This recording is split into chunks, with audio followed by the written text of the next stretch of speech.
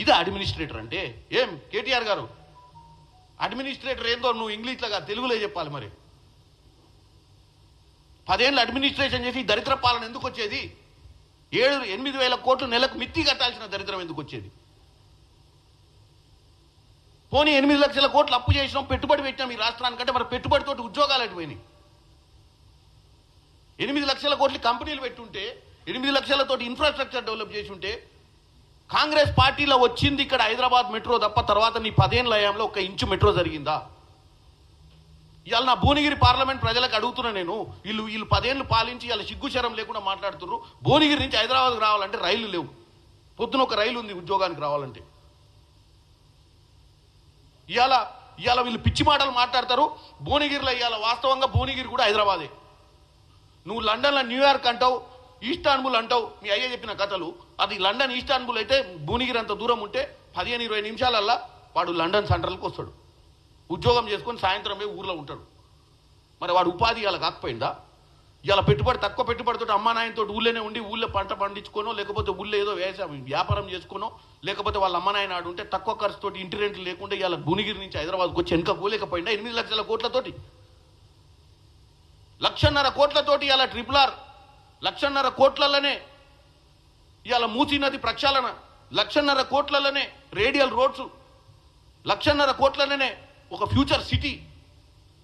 ఇన్ని డెవలప్ చేస్తా అంటున్నటువంటి రేవంత్ రెడ్డి గారి సర్కార్ని నిందించి మీరు 8 లక్షల కోట్లతోటి కొత్త ఉద్యోగాలు తేలే, కొత్త రోడ్లు వేయలే, కొత్త మెట్రో వేయలే. ఈ హైదరాబాద్ చుట్టుపక్కల 70 కిలోమీటర్ల వరకు ఉన్నటువంటి ఊర్లు అంటే మెదక్, రంగారెడ్డి జిల్లా, మహబూబ్ నగర్ జిల్లా, నల్గొండ జిల్లా, కరీంనగర్ జిల్లా అన్ని కనెక్ట్ అయ్యేటి కదా. ఇవాళ అందరు ఊర్లలో వండుకొని హైదరాబాద్కి వచ్చి మెట్రోలను అమెరికాల లెక్క జమ్మని స్పీడ్లో వచ్చి గంటల అరగంట సేపట్ల హ్యాబిట్స్ కాడ దిగేటోడు హ్యాబిట్స్, అమీర్పేట కాడ దిగేటోడు అమీర్పేటలో దిగి ఉద్యోగాలు చేసుకొని సాయంత్రం కల్లా 5ంటికి ఇంట్లో పడుతుంది. నువ్వు కంపెనీలు తెచ్చుంటే అందరికి ఉద్యోగాలు వచ్చాయి. ఏ ఇంట్లో కూడా ఈరోజు ఈ పథకాల కోసం నూరెప్పలిచ్చి కూర్చోవాల్సిన అవసరం ఉండకపోయేది. మీరు దౌర్భాగ్య పాలన, దౌర్భాగ్యం అంటే 1.5 కోట్లు పెట్టిన కాళేశ్వరం కుప్ప కూలిపోయి నీళ్లు లేక పైనుంచి వచ్చినటువంటి నీళ్లు ఎక్కడ ఆపుకుంటావు? పోనీ అదే చిత్తశుద్ధి నిజంగానే ఇరిగేషన్ మీద ఉంటే మరి దక్షిణ తెలంగాణను ఎందుకు విస్మరించినావు? 1,00,000 కోట్లు ఆడబెట్టినోని, 1,50,000 కోట్లు ఆడబెట్టినోని 5-10 వేల కోట్లు పెట్టి మిగతా ఇక్కడ కంప్లీట్ అయితే 5-6 లక్షల ఎకరాలు బారేది కదా. ఎందుకు? అవి కాంగ్రెస్ పార్టీ చేసినటువంటి ప్రాజెక్టులు. అవి కంప్లీట్ చేస్తే కాంగ్రెస్ పార్టీకి మంచి పేరు వస్తుంది. అవి చేయడం వల్ల ప్రజలకు మంచి అయితేంది, బొంగు అయితేంది. ప్రజలు ఏమన్నా మనకు పర్మనెంట్ అరవై మన పేరు ఎప్పటికీ చరిత్రలు నిలబడాలని ఊహతోటి మీ నాయన చేసిన రాజకీయం ఇది. నిజంగానే ప్రజలకు చిత్తశుద్ధి, మీ పార్టీ గురించి గొప్పగా చెప్పుకుంటున్నాం, మీ పార్టీ గురించి వాళ్ళ తెలంగాణ ప్రజలకు తెలవాలి. ఎందుకంటే ఈ కొత్త తరానికి మీరు పార్టీ పెట్టింది ఎలక్షన్లు, బై ఎలక్షన్లు, కమిషన్లు, కలెక్షన్లు, వీటి కోసం పెట్టిరు. ఏ రోజు మీకు చిత్తశుద్ధి లేదు తెలంగాణ తీసుకురావాలని. మీ నాయన గుండె మీద చేసుకొని చెప్పమను. అక్కడ మంత్రి పదవి ఇవ్వకపోతే చంద్రబాబు నాయుడు గారు వచ్చి ఇక్కడ దుకాణం పెట్టి దండుకుందామని వచ్చిరు. మీరు కమిషన్లు దండుకుందామని ఏ రోజన్నా మీరు బై ఎలక్షన్ల మీదే చూపించిన చిత్తశుద్ధి మీరు ఏడ చూపించారు? ఆ రోజు 2004లో కాంగ్రెస్ పార్టీ పుణ్యాన ఆ రోజు మీరు కాంగ్రెస్ పార్టీ మీకు అలయన్స్ ఇస్తే కాంగ్రెస్ పార్టీ పుణ్యాన నువ్వు సెంట్రల్ మినిస్టర్ అయినావు. నీ అల్లుడు రబ్బర్ చెప్పులు హరీషు ఎమ్మెల్యే కాకుండా మంత్రి అయిండు. ఈరోజు కాంగ్రెస్ పార్టీ పనికిరాదు, కాంగ్రెస్ పార్టీకి అడ్మినిస్ట్రేషన్ రాదు, మీ నాయనకి అడ్మినిస్ట్రేషన్ వస్తుంది. మీ నాయన మంత్రి పదవి కోసం ఆ రోజు తెలుగుదేశం పార్టీలకు వెళ్ళి బయటకు వచ్చిన విషయాన్ని తెలంగాణ ప్రజలు గుర్తుపెట్టుకోవాలి. వాళ్ళ నాయన ఏమి బాపు కాదు, పిత కాదు. ఇక మళ్ళీ ఎందుకు పీత ఆయన అని అందరు తెలుసు. కాకపోతే వీళ్ళు దాన్ని ఎట్లా పోర్ట్రే చేస్తున్నారు అంటే అసలు ఈ భారతదేశంలోనే గాంధీ గారు, నెహ్రూ గారు, పటేల్ గారు, తర్వాత అక్కడ సౌత్ ఆఫ్రికాల నెల్సన్ మండేలా గారు, ఇప్పుడు కేసీఆర్ గారు అన్నట్టు చెప్తున్నారు ఈ చరిత్రలో.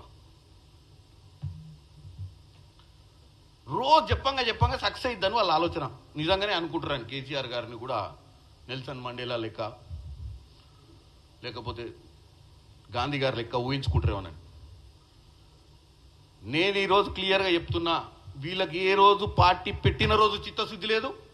పార్టీ పెట్టి కమిషన్లు, కలెక్షన్లు చేసినటువంటి పరిస్థితి వీళ్ళది. సోనియా గాంధీ గారు 2007లో కరీంనగర్కి వచ్చినప్పుడు డెఫినెట్గా తెలంగాణ ఇచ్చి తీర్థం, నాకు నష్టం వచ్చినా కష్టం వచ్చినా నేను ఇచ్చిన మాట నిలబెట్టాలన్న ఉద్దేశంతో సోనియా గాంధీ గారు 32 మంది ఎంపీల సగంకి పైన ఒప్పుకోకున్నా ఇచ్చిన మాట నిలబెట్టుకోవడానికి తెలంగాణ